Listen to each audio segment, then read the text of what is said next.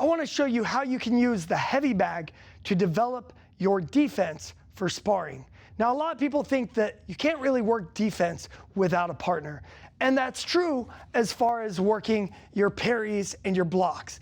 But the most important skills that you need for better defense in sparring are some of the best things you can work on the heavy bag. And in fact, I think it's actually ideal to work on the heavy bag. And that is because they are habits that you need to develop.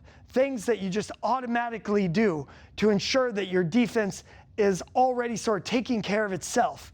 And those habits are easier to practice when it's just you on a bag going at your own pace, so you can really take your time thinking through them and focusing on them, versus having a partner that's maybe moving around, calling combinations on the pads as they throw punches and kicks at you, and you've got a lot that you're trying to juggle. So let me walk you through how to use the heavy bag to develop your defense for sparring. When I first started boxing, my boxing coach was very strict about me learning to keep my hands up and move my head.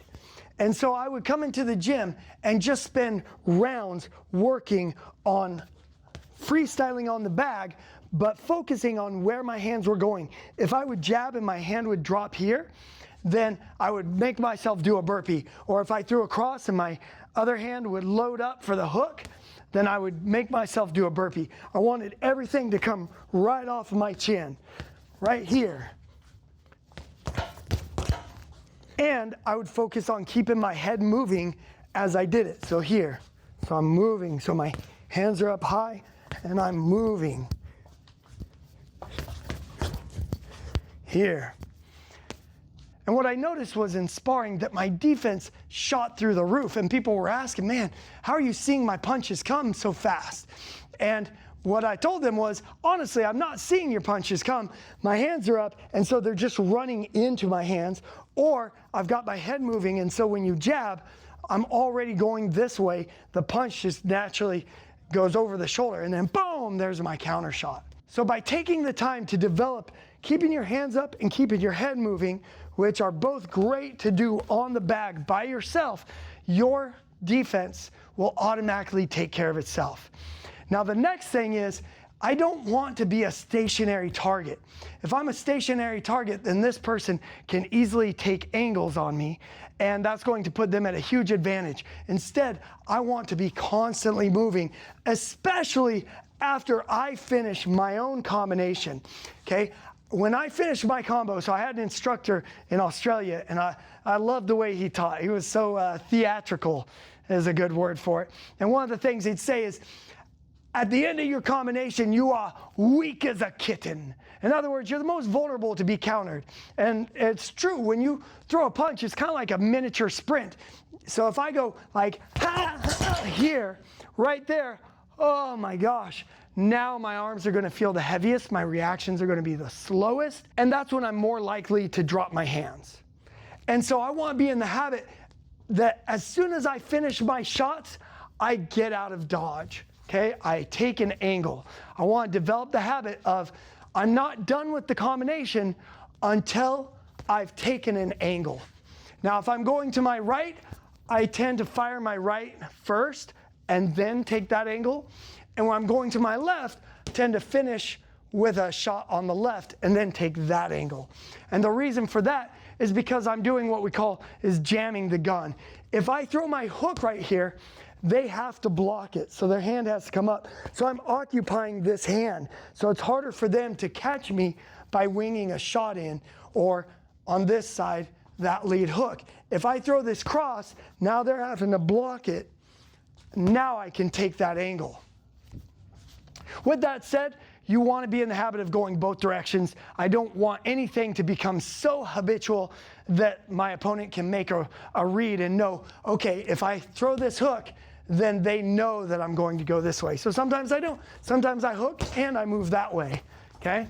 So nothing is a hard, fast rule, but 80% of the time, that's the direction you want to go. And I like to add a little dip to it as well. So if I go jab, cross, hook, cross, right here as I exit, I step under like this. I just do a little head bob, okay? Jab, hook, boom, here, like that.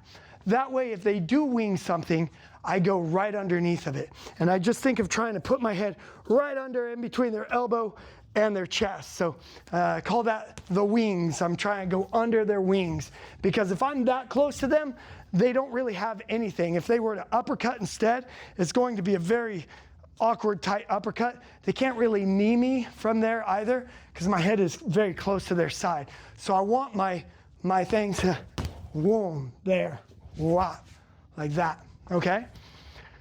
So I can develop keeping my hands up. I can develop the habit of keeping my head moving. I can develop the habit of angling out after every combination and doing it with a little head bob if I want, or using the jab defensively. So every combo that I fire, I then stick jabs on the end. Now, one of the things I like to have people do is triple jab out. That means to triple jab as I go towards my lead foot like this, okay? Because if somebody's right here and I throw my combo, well, now they're wanting to counter, and that's the best time for them to fire that counter. So if I can pump jabs in their face and angle out, not only am I getting offline, but I'm still occupying their guard. I'm forcing them to stay shelled up while I exit. And the jabs help just kind of keep them from being able to turn into me. So if I'm here, if I go jab, cross, hook, cross, 1, 2, 3, I'm pushing them to look that way. So it's harder for them to angle around me.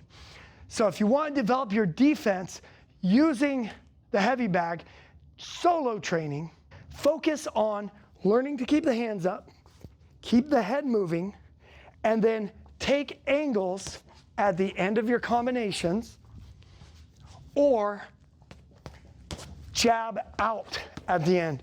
Now, does that mean that the first time you get in the ring and spar, that you're going to be able to implement all that and that your defense is going to be rock solid?